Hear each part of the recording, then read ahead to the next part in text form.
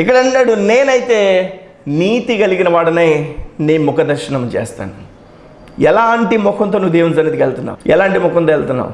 Pastor గారు బాధపడతారేమో అని దేవుని సన్నిధికి వెళ్తున్నావా?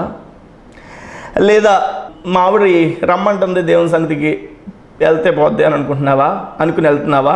లేదా మా అమ్మ మా నాన్న దేవుని సన్నిధికి రమ్మంటున్నారు, నేను కూడా వెళ్తే పోద్దులే అని అనుకుంటున్నావా? లేకపోతే ఫలానా వారు చర్చకు వస్తారు కాబట్టి దేవుని సన్నిధికి వెళ్తే వాళ్ళని చూడొచ్చని వెళ్తున్నావా? జాగ్రత్త, జాగ్రత్త, చాలా జాగ్రత్త. Be careful. దేవుని సన్నిధికి నేను వెళ్ళేటప్పుడు మన యొక్క ముఖాంతరంగంలో దేవుని యొక్క సన్నిధిలో ఆయన మనల్ని ముఖం చూసినప్పుడు నీతి కలిగిన వారిగా ఆయనకు మనం కనిపించాలి. ఎలా కనిపిస్తున్నాం? మన ముఖంలో ఆయన యందు విశ్వాసం, ఆయన వాక్యములో మనం పరిశీలన చేసుకునేటువంటి ముఖం కలిగిన వారిగా మనం కనిపించాలి. ఆఫ్ కోర్స్ దేవుని సన్నిధిలో కార్చేటువంటి ఆ కన్నీరు